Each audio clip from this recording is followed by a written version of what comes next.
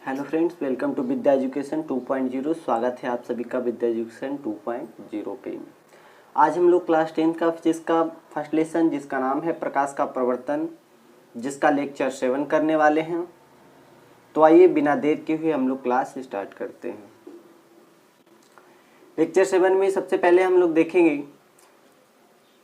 कि अवतल दर्पण में प्रतिबिंब की स्थिति, आकार तथा प्रकृति के बारे में। यानी अवतल दर्पण में जब हम वस्तु को अगर कहीं भी स्थित करते हैं तो उसका प्रतिबिंब हमें कहाँ प्राप्त होगा और कैसा प्राप्त होगा। तो चलिए ध्यान दीजिएगा, इसमें 6 स्थिति होता है। अवतल दर्पण में प्रतिबिंब की जो स्थिति होता है वह 6 स्थिति होता है, जिसमें पहला स्थिति देखिएगा।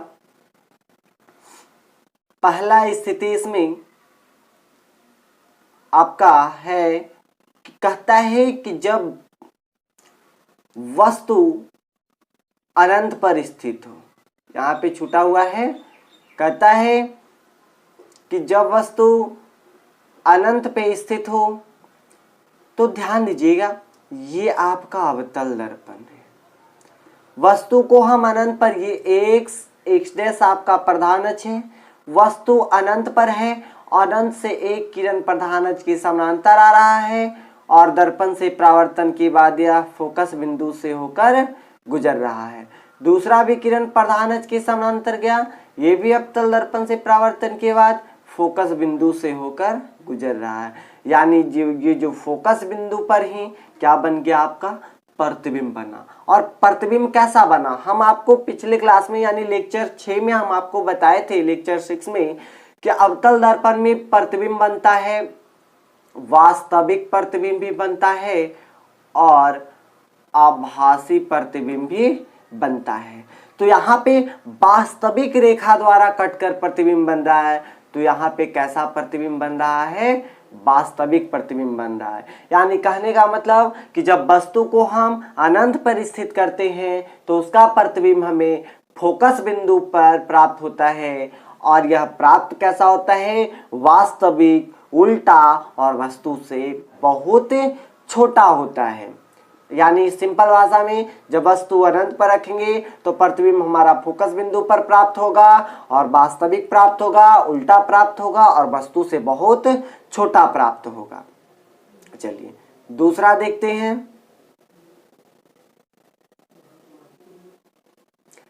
दूसरा आपका कहता है कि जब वस्तु अनंत और सी के बीच स्थित हो। यानी इधर आपका अनंत हो गया और ये आपका सी हो गया, अनंत और सी के बीच स्थित है, यानी अनंत और वक्रता केंद्र के बीच स्थित है।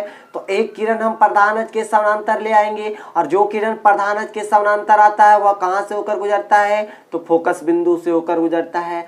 और दूसरा हम वक्रता केंद्र से होकर गुजारेंगे। तो हम लोग जानते हैं कि जब किरण वक्रता केंद्र से होकर गुजरती है तो वह दर्पण से परावर्तन के बाद वह उसी पथ पर वापस लौट आती है। और यहाँ पे आपका क्या हो गया, कट हुआ, यहीं पे आपका क्या बन गया, प्रतिबिंब बन गया। यानी जब वस्तु को हम अनंत और सी के बीच स्थित करते हैं तो हमारा प्रतिबिंब फोकस बिंदु और वक्रता केंद्र यानी सी के बीच कैसा बनता है, वास्तविक बनता है, उल्टा बनता है और वस्तु से क्या बनता है, और वस्तु से बनता है छोटा।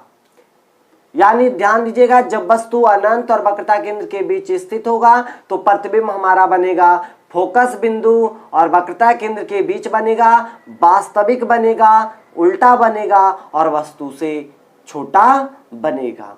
तीसरा देखिएगा, तीसरा जो है कहता है कि जब वस्तु सी पर स्थित हो, यानी वक्रता केंद्र पर ही स्थित हो। तो इमेज में देखिएगा, वस्तु को हम सी पर स्थित किए हैं तो एक किरण प्रधान अक्ष के समानांतर गया तो ये फोकस बिंदु से होकर गुजरा और दूसरा फोकस बिंदु से गया तो ये प्रधान अक्ष के समानांतर हो गया। और जहां पर यह कटा वहीं पे आपका किसका निर्माण कर दिया, प्रतिबिंब का निर्माण कर दिया। तो यानी जब वस्तु हम सी पर रखेंगे, वक्रता केंद्र पर ही रखेंगे तो उसका प्रतिबिंब हमें वक्रता केंद्र पर ही प्राप्त होगा, वास्तविक प्राप्त होगा, उल्टा प्राप्त होगा और वस्तु के बराबर प्राप्त होगा। यानी यहाँ पर जब कहता है कि वस्तु जब हम वक्रता केंद्र यानी सी पर स्थित करेंगे तो उसका प्रतिबिंब हमें भी सी पर ही प्राप्त होगा, वास्तविक प्राप्त होगा, उल्टा प्राप्त होगा और वस्तु के बराबर प्राप्त होगा। अगला देखिएगा, चौथा कहता है कि जब वस्तु यानी हाफ हाफ आगे बढ़ा, पहले अनंत पर रखें, फिर सी और अनंत के बीच रखें, फिर हम लोग सी पर रखें, अब एफ और सी के बीच, यानी हाफ हाफ आगे की ओर बढ़ते जा रहा है। तो ध्यान दीजिएगा, जब वस्तु हम सी और एफ के बीच स्थित करेंगे तो एक किरण प्रधान अक्ष के समानांतर वह फोकस बिंदु से, दूसरा फोकस बिंदु से तो प्रधान अक्ष के समानांतर जाएगा और जहां यह कटेगा वहीं पे यह क्या बना देगा, प्रतिबिंब बना देगा। तो यानी कहने का मतलब कि जब वस्तु वक्रता केंद्र और फोकस बिंदु के बीच स्थित करते हैं तो उसका प्रतिबिंब हमें वक्रता केंद्र और अनंत के बीच यानी इन्फिनिटिव अनंत के बीच प्राप्त होता है, वास्तविक प्राप्त होता है, उल्टा प्राप्त होता है और वस्तु से बड़ा प्राप्त होता है और वस्तु से बड़ा प्राप्त होता है। चौथा देख लिए। पांचवा देखिएगा, पांचवा कहता है कि जब वस्तु कहाँ स्थित हो, एफ पर स्थित हो, तो एफ पर स्थित होगा तो एक किरण समानांतर जाएगा तो यह फोकस से होकर गुजरेगा और दूसरा ध्रुव पर पड़ेगा तो जितना कोण बनाकर आएगा उतना ही कोण बनाकर वह लौट जाएगा। अब ये देखिए, इसको लग रहा है ये दोनों किरण जो है वह अनंत पर यानी कहीं ना कहीं जाकर यह क्या होगा, जुड़ जाएगा। इसीलिए इस पर जो प्रतिबिंब बनेगा वो कहाँ बनेगा, तो अनंत पर प्रतिबिंब बनेगा। कहाँ बनेगा, अनंत पे प्रतिबिंब बनेगा। तो यानी जब फोकस बिंदु पर जब वस्तु रखेंगे तो उसका प्रतिबिंब बनेगा अनंत पे, वास्तविक बनेगा, उल्टा बनेगा और वस्तु से बहुत बड़ा बनेगा। कैसा बनेगा, वस्तु से बहुत बड़ा बनेगा।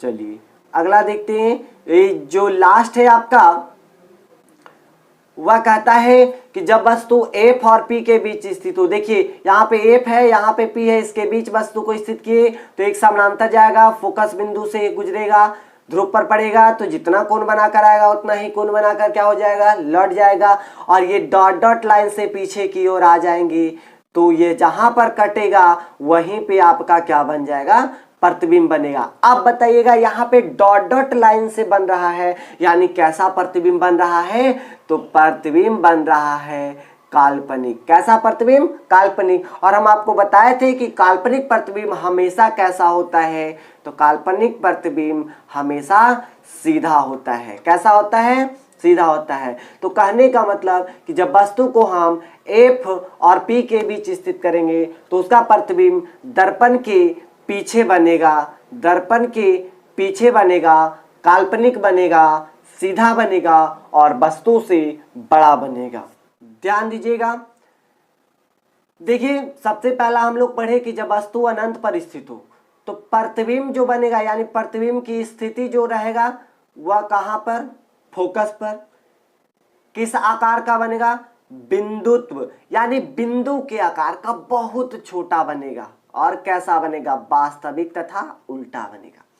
दूसरा हम लोग पढ़े कि अनंत और सी के बीच स्थित हो। देखिएगा दूसरा यही पढ़े कि अनंत और सी के बीच स्थित हो। तो आइए ध्यान दीजिएगा, अनंत और सी के बीच जब स्थित होगा, अनंत और सी के जब बीच स्थित होगा तो प्रतिबिंब जो बनेगा वह F और C के बीच, देखिएगा प्रतिबिंब F और C के बीच बन रहा है। प्रतिबिंब जो बन रहा है वह F और C के बीच बन रहा है। अब F और C के बीच बन रहा है और कैसा बन रहा है, तो भाई F और C के बीच छोटा बहुत, या आपका सिर्फ छोटा बन रहा है, वास्तविक तथा उल्टा बन रहा है। तीसरा है C पर, अगर वस्तु को हम C पर रखेंगे तो प्रतिबिंब भी हमारा C पर ही बनेगा, वस्तु के बराबर बनेगा। जो प्रतिबिंब बनेगा वह वस्तु के बराबर बनेगा, वास्तविक बनेगा और उल्टा बनेगा। अब चौथा देखते हैं। चौथा कहता है कि जब वस्तु C और F के मध्य स्थित हो तो उसका प्रतिबिंब बनता है आपका अनंत और सी के मध्य बनता है। जो प्रतिबिंब बनता है वह वस्तु से बड़ा बनता है और वास्तविक बनता है और उल्टा बनता है। पांचवा है F पर, जब वस्तु F पर स्थित हो तो उसका प्रतिबिंब जो बनता है वह अनंत पर बनता है, अत्यंत बड़ा यानी बहुत बड़ा बनता है प्रतिबिंब, वास्तविक बनता है और उल्टा बनता है।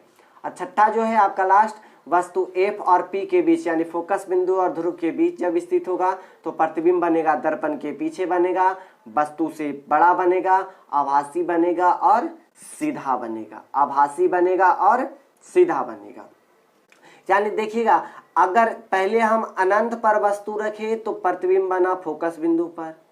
यहाँ पे ध्यान दीजिएगा, वस्तु फोकस पर रखे तो प्रतिबिंब बना अनंत पर। अगला देखिएगा, आपका कहता है कि जब हम वस्तु अनंत और C के बीच रखें तो F और C के बीच प्रतिबिंब बना, F और C के बीच प्रतिबिंब बना। यहाँ पर F और C के बीच हम वस्तु रखें तो अनंत और C के बीच बन रहा है। ये दोनों मैच किया, ये दोनों मैच किया, ये दोनों मैच कर रहा है। यानी पलटते जाओ यानी पलट जा रहा है। अनंत पर वस्तु, प्रतिबिंब फोकस पर, और आपका वस्तु जब फोकस पर तो प्रतिबिंब अनंत पे, वस्तु जब अनंत और वक्रता केंद्र के बीच तो प्रतिबिंब अनंत, ये आपका फोकस बिंदु और वक्रता केंद्र के बीच, जब वस्तु फोकस बिंदु और वक्रता केंद्र के बीच तो प्रतिबिंब अनंत और वक्रता केंद्र के बीच। तो आई होप आपको यह वीडियो अच्छा लगा होगा, तो प्लीज लाइक करें, शेयर करें और ऐसे अन्य वीडियो के लिए हमारे चैनल को सब्सक्राइब करें और साथ ही नोटिफिकेशन बेल को दबा लें ताकि मैं जब भी वीडियो अपलोड करूं तो नोटिफिकेशन सबसे पहले आप तक पहुंचे।